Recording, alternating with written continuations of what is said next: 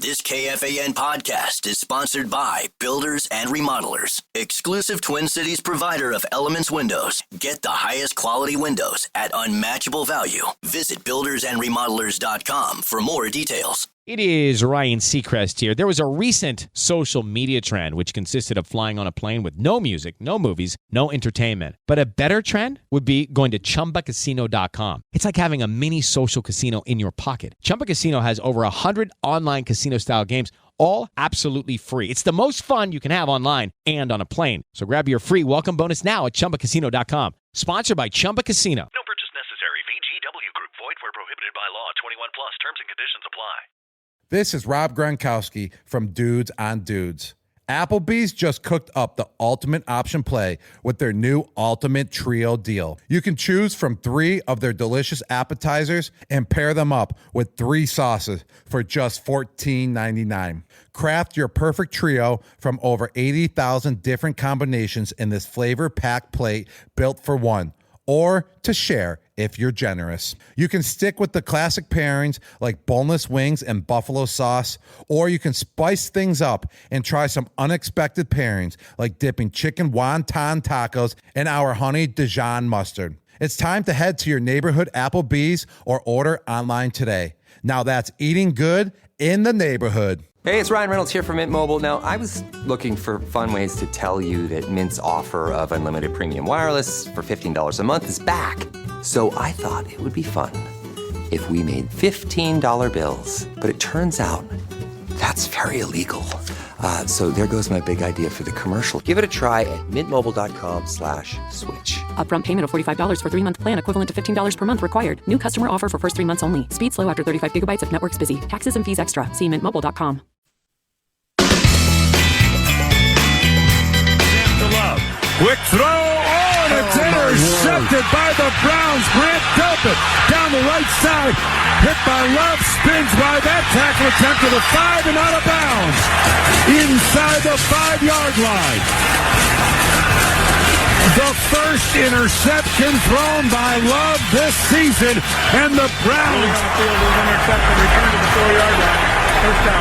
Anthony Belton made the tackle out of bounds. Arm extended. Here it is. Placement made. Kick to the uprights is blocked. Blocked.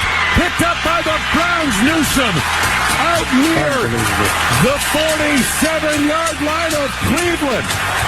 And the Browns have an opportunity. 21 seconds to go. Here we go. For the game. Schmidt. Snap. Placement. Kick is up. And it is good. Oh, and the Cleveland Browns have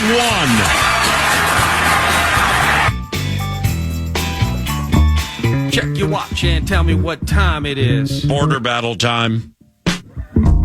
Now peek your head out and tell me what the climate is. A little chilly in that Covenant right now. Welcome back to 9 to noon. It's time for the border battle with David Sinykin at TC Head Cheese via X and the X Machine. Packer Preview Radio on KFAN and audio show with a Ballyhooed podcast in the mix. Once again, at TC Head Cheese via Twitter to learn more. And this is the weekly border battle, which is 9 to noon, multiple decade immortality. So please don't add us. Good morning, David. And tell us about the podcast first. The podcast is relatively new. Yeah, thanks, Paulie. Blake Moore and I decided to start reviewing games since I'm always previewing games. So we're doing a Packer review available the Monday morning after every Packer game the rest of the season. You just search for it on the iHeart app. You just dial in Packer Preview, and you'll find our podcast every Monday. And we just recorded it, so it's up live for all to enjoy for Viking fans and share in the heartache for fellow Packer fans. Oh, that sounds exciting. Why don't you put your pants back on, Slappy? Now, I didn't get a chance to watch the game, but I saw the block kick and game winner, and heard Love had a bad pick. Now, I just watched that back, the pick. So with that said, well, when you have Myles Garrett, so this, let's see what you think of this, David. When you have Myles Garrett and the Michigan rookie inside and Grant Delpit on grass with an engaged crowd, those guys are all really good. That defense is really good. So that can be daunting. Is that fair or a loser's lament? Well, it might be both. I mean, they came in as the number 2 defense behind Green Bay. You know, they shut down Derrick Henry and Chase Brown. They allowed less than 400 yards combined to the Bengals and Ravens, 2 pretty good offenses. So I knew it was going to be a slugfest. I didn't think Green Bay would get to 20 points. And the bottom line is the Packers' offensive line was hideous. They had no room to run. They had no ability to block Cleveland. They did have some offensive line injuries. Zach Tom lasted exactly 1 play after coming back from the torn oblique, obviously too early. He exits after 1 play. Aaron Banks exits in the second half. And Green Bay just had nothing going. They couldn't run block. They couldn't protect. Love was pressured on 42% of his dropbacks, sacked 5 times. That's a career high. It was a day where the offensive line failed miserably to measure up to a really good front seven that's going to give a lot of people problems. But, yeah, just absolute disaster by the offense. And Love's pick was hideous. It was also a hideous play call by Matt LaFleur on 3rd and 3 against a team that hadn't been able to move the ball. The defense was pitching a shutout for 56 minutes. The only way they were going to lose that game was a turnover. So just pump the ball, make Flacco go 60 yards, and see if he can do it. And unfortunately, the pick happened, and that absolutely opened the door for Cleveland. Well, you're an elite Packers mind. Why don't you put your pants back on, Slappy? So I ain't looking to get into a long-form argument here, but watching back the all-22 of that pick, if Jordan bounces one more time, Tucker Kraft is open, middle of the field, and he's gone. So I don't think it was a bad play call. Love pigeonholed where the pick was, but if he just swings his head back to the right, I'm not kidding you. I can't remember where the yard line was, but Tucker Kraft is gone. Yeah. No, I saw it. You're right. It's just that it was a day where if you watch play in, play out, Love never had time to do anything. Like this team, this offense is predicated on running the ball, then the play action opens up the chances for Love to throw deep. He had averaged 12.5 yards per target. That led the league through 2 weeks. They love to throw the ball downfield, and this was not a day where they had the time to do that. So he was rushed and sped up on every single play, and I just don't believe he had the time. Yeah, you're right. I saw it. Kraft was open, but I was sitting there watching this game from a bar in Bloomington, Indiana, among 20 screens in front of me, trying to see it in one small screen, just saying to myself, run the ball. If you don't get it, dare that defense to give up 60 yards. They dominated, as most teams will, against that offense for most of the game. And I just felt like, why put yourself in a position? I know it's hindsight and all that, but at the moment, I did not want to see them try to throw the ball with a sack, maybe backing you up to the goal line and shortening the field. Just trust your defense at that point. Border Battle. At TC Head Cheese, we have a podcast in the mix, too, with a double B. Brett Blakemore, an Iowan who was of the Packer-loving variety with Milwaukee's David Sinykin. At TC Head Cheese to learn more about that podcast. Listen back to it, whether you're rooting against the colors or you support the colors. I'm sure it's quite informative and probably therapeutic if the Packers are your favorite team. David Sinykin joins us each and every Monday. Now, you mentioned the offensive line maladies. When I got home yesterday and was mowing the lawn adjacent to Packer-loving fan and one of my best friends, Cotton John, he informed me of those O-line maladies, and you mentioned them. So, it's any of them serious? Like moving forward into the Dallas game, the state of the offensive line. Yeah, well, the bye week's coming up the next week, right? So you always err on the side of caution. I have to believe Zach Tom's going to miss next week's game. And after the game, Matt LaFleur said, obviously we made the wrong decision letting him play. The dude lasted 1 play after suffering the injury the week before. And, it's a slightly torn oblique. Torn is not good. And so I would assume he's going to sit through the bye week. And Aaron Banks, it's a new injury. He has not been able to stay healthy since he signed the big deal. That now it's a groin. That sounds like at least a couple weeks. So I don't think they'll have those 2 guys for Dallas. And it's more than just that. It's, Elton Jenkins moved from guard to center. Maybe there's still some time needed to feel comfortable there. And, the right guard, Sean Ryan, is typically the guy you count on least. He graded as the best lineman. The Packers' 5 lowest PFF grades on offense yesterday were the 5 offensive linemen who played the majority of the game. So they've got to figure out, because they're going to be together. These guys that were out there Sunday, they're going to be together next week, and we'll see what happens after the bye when Cincinnati comes to town.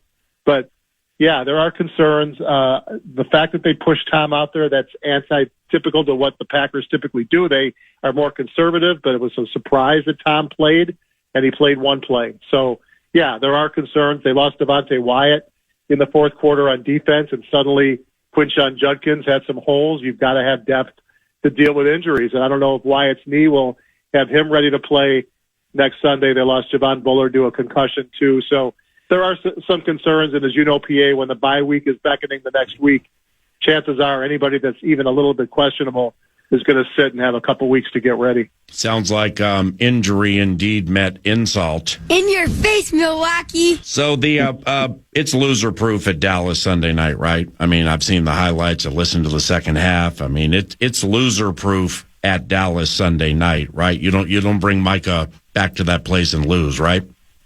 You don't think so? I mean, if Dallas is going to get up for one game, it's probably this one in prime time. But Packers have never lost in that stadium. They dealt them the embarrassing playoff loss. They won a Super Bowl.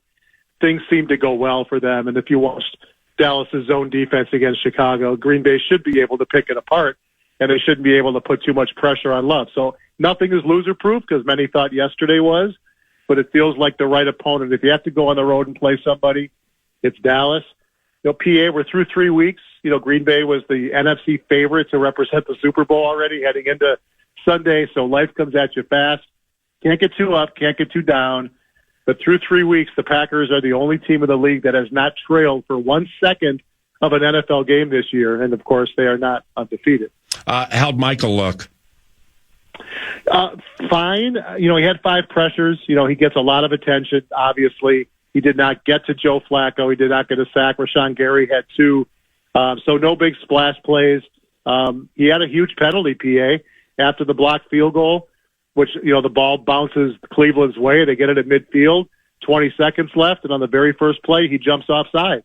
You cannot do that and give them 5 less yards to have to deal with for their young kicker, who, of course, after missing an extra point and a short field goal against Cincinnati to blow the game, calmly steps up and knocks through a 55-yarder at windy Brown Stadium. So Parsons was fine, not special, and had a key mistake late, his second penalty of the day.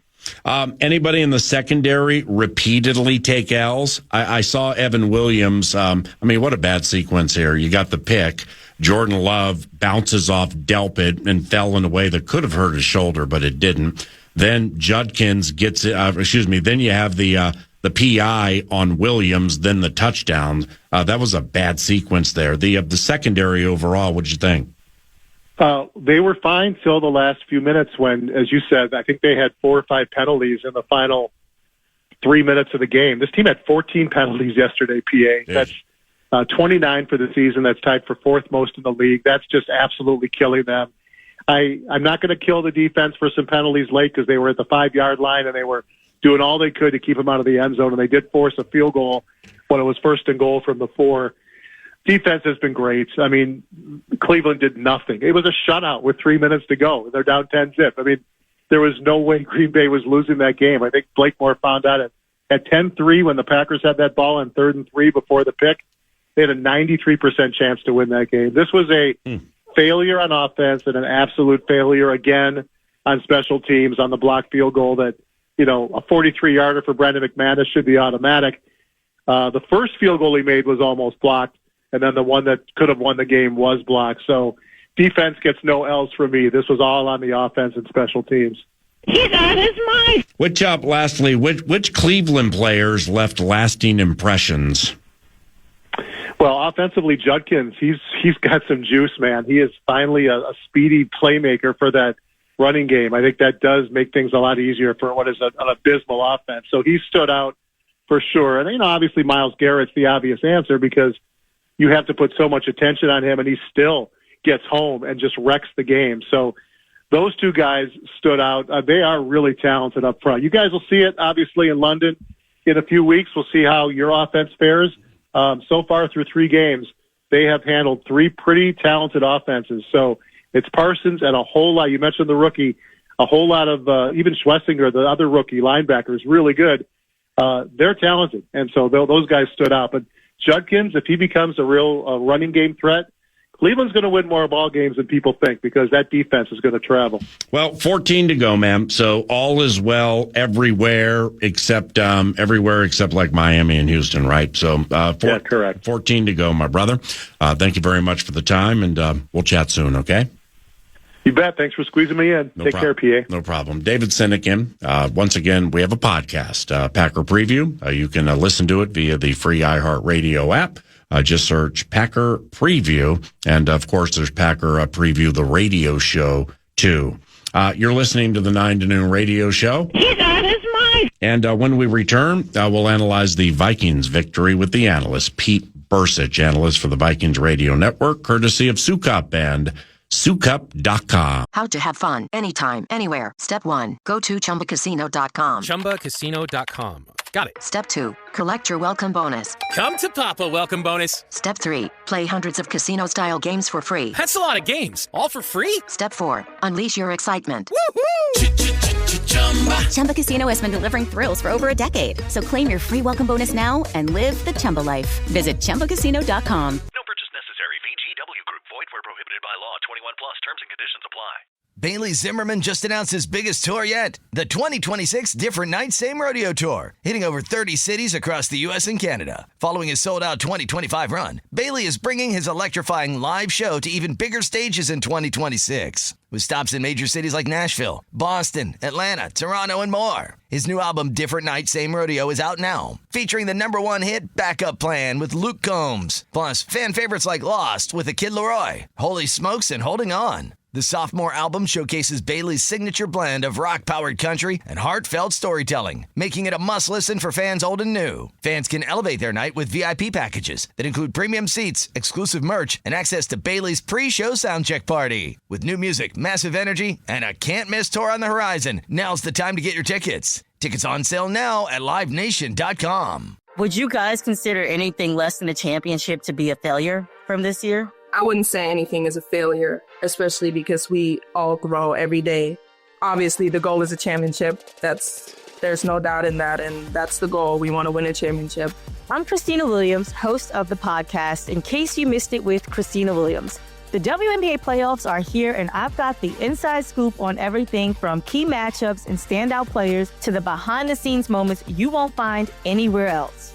It's really, really hard to be the champions, but we have to remember how it feels and embrace the new challenge that we have. For all the biggest stories in women's basketball, plus exclusive interviews with the game's brightest stars. So to be here, I think it's one that we definitely don't take for granted. But we also know, that's just one stop along the way, and we're hoping to, make a run. So listen to In Case You Missed It with Christina Williams, an iHeart Women's sports production in partnership with Deep Blue Sports and Entertainment on iHeartRadio app, Apple Podcast, or wherever you get your podcasts.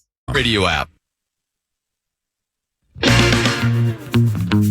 First third down, Wentz back to pass, throws over the middle, caught.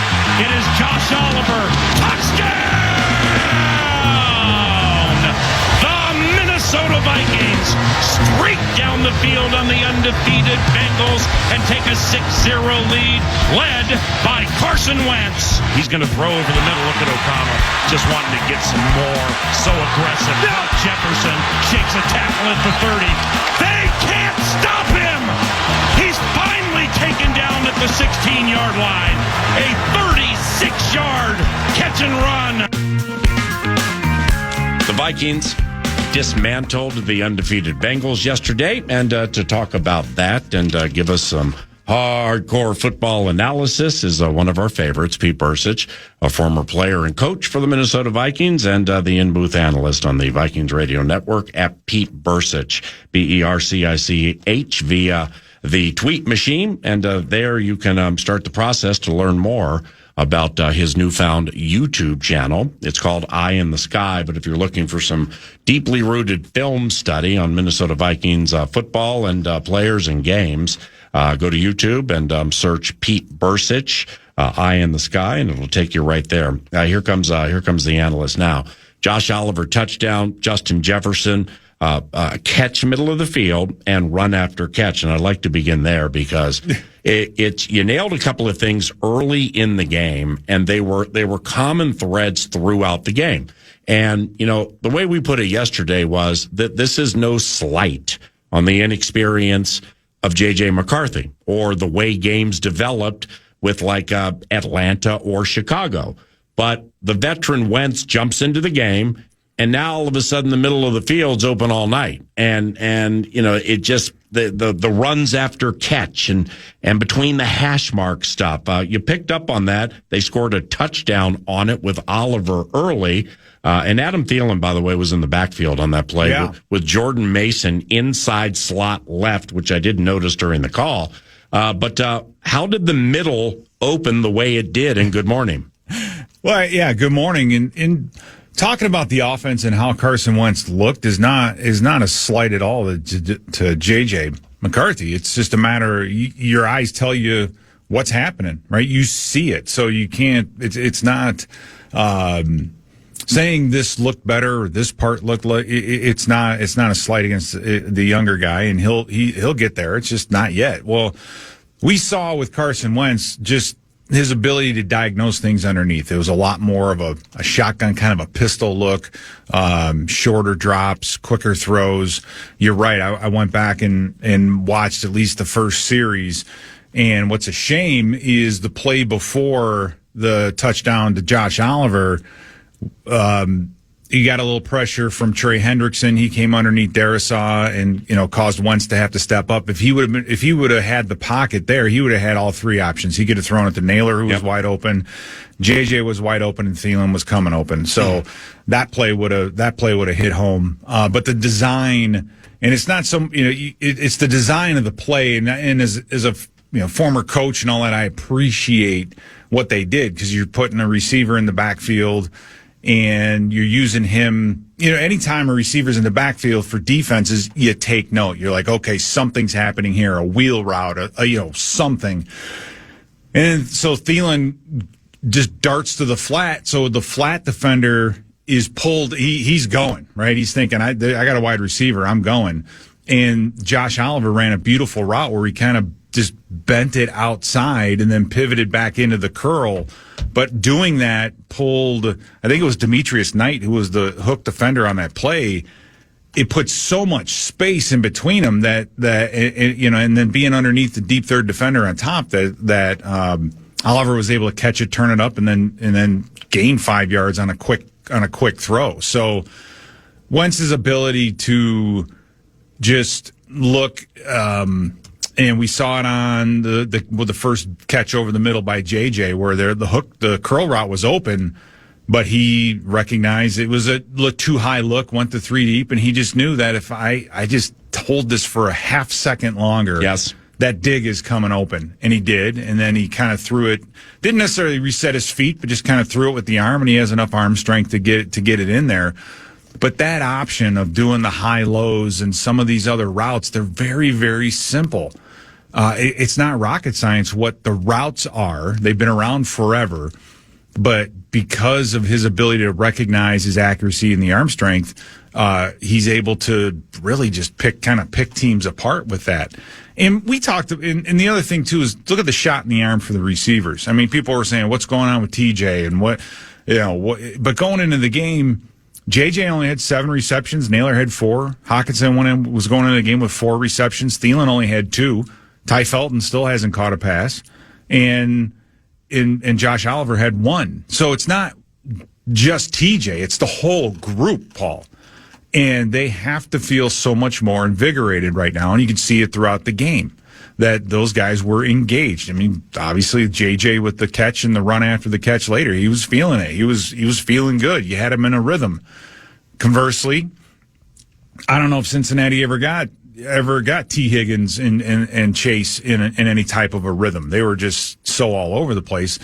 The offense just had no rhythm to it, had nothing to it, and credit our defense for taking the football away. But I think that's the message that I want to emphasize is the importance of an offense and a rhythm, and that's why I get so bothered by penalties. First of all, they're self-inflicted, but it just murders you on a team that's having trouble sustaining drives, the one thing that you need to fix first are penalties, things that are self-inflicted, and you got a ways to go with that. But man, it's a lot easier addressing those when you win and when the offense it gives you so much more motivation, I guess, in that regard. Because hey, guys, if we just clean A up, then B, JJ, you catching passes, and TJ and everybody else, you're going to be catching a hell of a lot more of them. You know what I mean? Jordan Mason, you're going to get a much better chance to wear out a defense when it's actually 3rd and 3 instead of 3rd and 8 after a penalty. So, this league is so crazy right now, Paul. I mean, you get beat by Atlanta, they get shut out. This Cincinnati team beats Cleveland, then Cleveland goes out and they go ahead and beat Green Bay. I mean, it's like, wow, week to week, you're just scratching your head, going, who's showing up? It's crazy. And while the Carson calm is duly noted, thank you, Bismarck. The A topic in the game, because it had to happen, and it happened early and repeatedly, and it tilted the game the way of the Minnesota Vikings. A topic is the Vikings, specifically with the offensive and defensive lines. They delivered the initial punches. I mean, they came out of the gate like, yeah, we look back at Atlanta and everything last week, and they had us on our heels, man, because they were punching and they were physical. Well, that flipped, and it kind of changed the game early.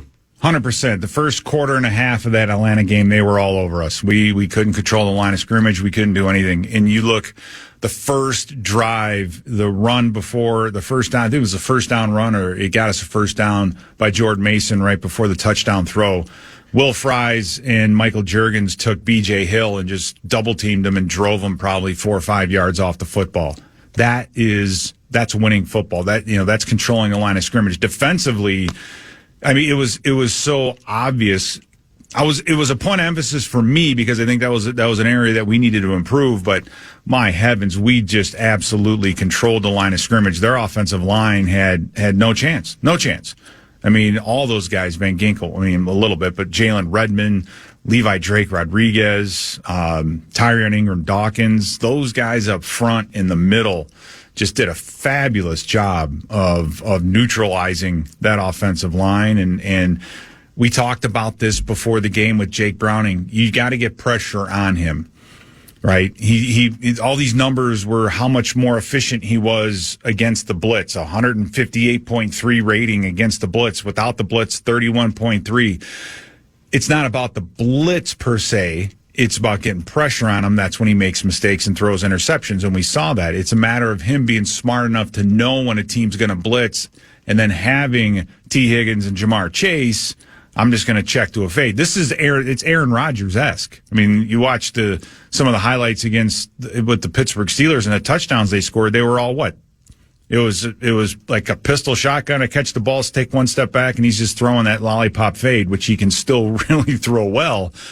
But that's the same trick that he had a year ago against us, and it didn't work very well. Or 2 years ago, I can't remember how long it was, but it didn't work against us very well. I can't wait for this team to play against Aaron Rodgers again, because we've seen him for a decade or so in Green Bay when the scramble and the throw it deep and the my guy want to pull your hair out bit.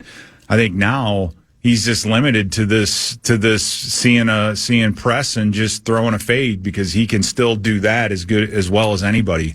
But defensively, offensively, the big guys up front won that game. The Analyst, courtesy of Sukup Manufacturing and Sukup.com. We're focused on Carson Wentz and the veteran poise, and the calm came through. We're focused on Justin Jefferson. There was some pop. There was some energy there from 18 as he was trying to best his former friend in Jamar Chase, now foe with the Bengals. But how much did Jordan Mason mean to this game in terms of everything working better? Having Darisaw back matters. I get it. So you're 4 of 5 in terms of the Minnesota Moving Company. But we were so focused on finding explosives and how the passing game looks. And once McCarthy comes back, we're going to love that, hopefully. But specific to Mason, I've just found over the course of KO's tenure that when he is able to run efficiently, it doesn't have to be triple option-esque, but it has to be efficient and good running. Mason, since he's joined Bercich, you're looking at 2nd and 4, 2nd and 3s. He had some chunk yardage plays. Sadly, he gets us to a 3rd and 4, and then there was a false start. You mentioned the penalties, and then Wentz is sacked on a 3rd and long. But Mason and getting that run game going, you saw it on all the scoring drives. When Mason was going, this team was headed to the end zone. Yeah, absolutely. And what's the best? It works in so many ways. Because what are the best way to get a Michael Juergens going is to let him just run block for a couple plays. Don't have him. Mike Tice would say this all the time. When you start throwing the ball 40, 50 times plus a game, the offensive linemen are constantly going backwards. And in the back of their minds, it takes away from aggressiveness because you're in reactive mode. You're not able to tee off on anybody. Jordan Mason and Aaron Jones are two very different backs, and I just want fans to understand what they are. Right? Aaron Jones is, he can break a bit. One guy makes a mistake on defense on the first play of the first play, he could take it for 30, 40, 50 yards. No question about that. Jordan Mason isn't going to do that. What Jordan Mason does is he is very, very efficient early on in the game, but you got to give him time. You've got to give the offensive line time to start wearing down and beating up on the defensive front. Okay, so you're not going to get all these explosive runs early, but what you are going to get is into that third quarter when the game starts to settle in and you have a one-score lead and you have the ball on your own 25, 30-yard line, and you need to move these chains at least and maybe get in the field goal range or whatever, you start to get this 5-yard, 7-yard a clip running game that defenses can't stop. We've seen Detroit do it over and over and over again with these 10-minute drives, 12-minute drives. You saw one out of Chicago against Dallas yesterday, right? The Bears finally put together a 19-play, 10 or 12-minute drive that really just broke the back of Dallas. And that's what he is. He's that guy where you just turn around, hand him the football, let him be efficient, a couple passes here and there, and Wentz that's what he does well. The short passes, the quick passes, they start stacking the box. Go ahead and make them pay for it a little bit. Get some one-on-ones on the outside. Here we go. Just a great balance with that short passing game and a running back like Jordan Mason. That's how I see this. And hopefully we can ride this for the next couple of weeks, up front. But Pittsburgh has a very good and physical defensive front, so it's going to be a little bit tougher to do that. All right, my brother. Looks like wheels up about 9 p.m. on Thursday, and I'll see you then, okay? All right, sounds good. That's Pete Bercich, analyst for the Vikings Radio Network, make that the Vikings Audio Network, courtesy of Sukup Manufacturing and Sukup.com. PJ Fleck and his Gophers back in action this weekend. It's a home game, and we'll chat with. Hello, it is Ryan, and we could all use an extra bright spot in our day, couldn't we? Just to make up for things like sitting in traffic, doing the dishes, counting your steps, all the mundane stuff. That is why I'm such a big fan of Chumba Casino. Chumba Casino has all your favorite social casino-style games that you can play for free anytime, anywhere with daily bonuses. So sign up now at ChumbaCasino.com. That's ChumbaCasino.com. No purchase necessary. VGW Group. Void where prohibited by law. 21 plus. Terms and conditions apply. Bailey Zimmerman just announced his biggest tour yet, the 2026 Different Night Same Rodeo Tour, hitting over 30 cities across the U.S. and Canada. Following his sold-out 2025 run, Bailey is bringing his electrifying live show to even bigger stages in 2026, with stops in major cities like Nashville, Boston, Atlanta, Toronto, and more. His new album, Different Night Same Rodeo, is out now, featuring the #1 hit Backup Plan with Luke Combs, plus fan favorites like Lost with the Kid Laroi, Holy Smokes, and Holding On. The sophomore album showcases Bailey's signature blend of rock-powered country and heartfelt storytelling, making it a must-listen for fans old and new. Fans can elevate their night with VIP packages that include premium seats, exclusive merch, and access to Bailey's pre-show soundcheck party. With new music, massive energy, and a can't-miss tour on the horizon, now's the time to get your tickets. Tickets on sale now at LiveNation.com. Would you guys consider anything less than a championship to be a failure from this year? I wouldn't say anything is a failure, especially because we all grow every day. Obviously, the goal is a championship. There's no doubt in that, and that's the goal. We want to win a championship.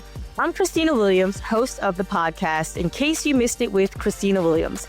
The WNBA playoffs are here, and I've got the inside scoop on everything from key matchups and standout players to the behind-the-scenes moments you won't find anywhere else. It's really, really hard to be the champions, but we have to remember how it feels and embrace the new challenge that we have. For all the biggest stories in women's basketball, plus exclusive interviews with the game's brightest stars. So to be here, I think it's one that we definitely don't take for granted. But we also know, that's just one stop along the way, and we're hoping to, make a run. So listen to In Case You Missed It with Christina Williams, an iHeart Women's sports production in partnership with Deep Blue Sports and Entertainment on iHeartRadio app, Apple Podcast, or wherever you get your podcasts. The coach next.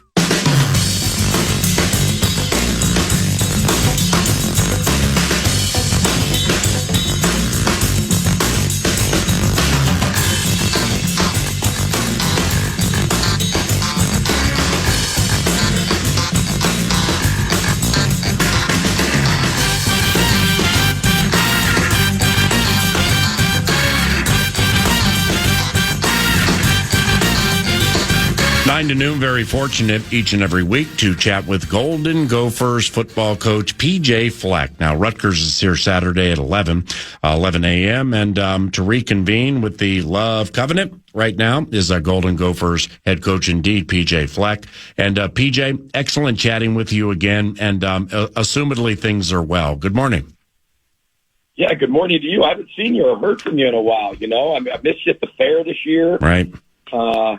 We haven't been on the radio, with you traveling. So it's good to hear your voice, man. Called a great game yesterday because we got a chance to watch it because old Brosmer got in. So we're excited. Skol Vikes. That was absolutely fantastic. And on that topic, Parker Fox, formerly with the Gophers basketball team, he's in here at 11 o'clock every Monday, and I know he wants to talk to you about Max. We'll get to that momentarily. But yes, indeed, first chat in a long time. So as the Covenant catch-up goes, I'm just going to ask you this overarcher. What are some facets of your team that you like coming out of the off week?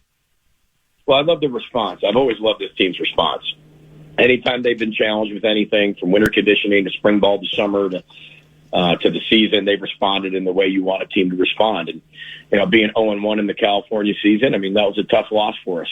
And, we made too many mistakes, and you can't do that on the road, and especially when you're heading out to the West Coast. And but I was so inspired by the response the next week, and that's what you want to see. So we were 1-0 in our bye week, and now we get into Rutgers week. But I've always loved their response. They love football. They love each other. It sounds cliche, but I do love how this team responds and the intentionality they do it with. So now it's Rutgers. Callie McManus was real good against the non-Buckeyes Ohio schools and kind of up and down in the other two. You obviously know him well. What challenges does he pose? Well, he's playing at a really high level. He's been in the same system for about 5 years, so I think he runs it really well. I think him and Coach Chirac have a good relationship where, I think that they see the field very similarly, and he's playing at a high level. So he's very efficient, very effective, and again, running that system at a high level. With Rutgers' offense, is their offensive line good? Is it formidable? And are their skill guys fast? Well, I know this is they took 10 shots down the field on go routes, between 8 to 10 per game, and they're completing half of those and getting pass interferences on 2 or 3 of those as well. So you're looking at a success rate when they do throw the ball down the way or down the field. They have one kid 6'6", they have another kid that's 6'4.5". They got a slot receiver that's really good, that's really speedy, that can run. So when they push the ball down the field, they're making the play or they're getting a PI.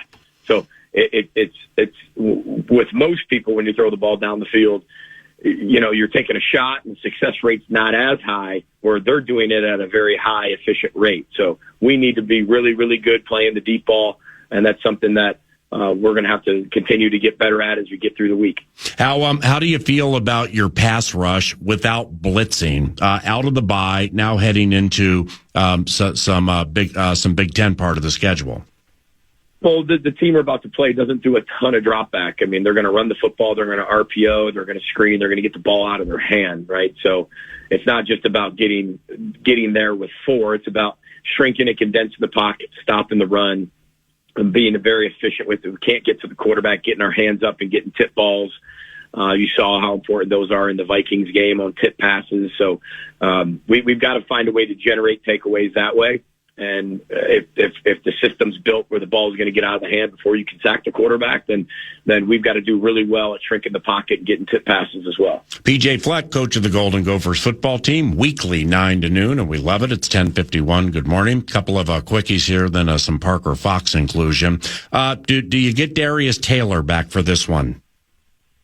Yeah, the injury report comes out 2 hours before kickoff, and I usually leave injuries to that PA, and he's doing really, really well. So, but I'll kind of leave it up to that with the injury report coming out 2 hours before kickoff. Got you. Appreciate that. But you say Darius Taylor is doing well, right?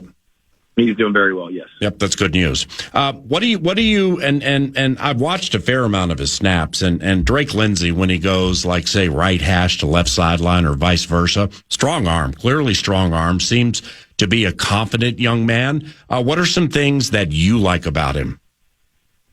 Well, I love his intentionality. I love his leadership. I love that he loves the ball. He's got a lot of Max Brosmer in him where he's just a football junkie. He's still a freshman. I think sometimes we forget that. There's a lot of guys on the field right now that are playing for the first time.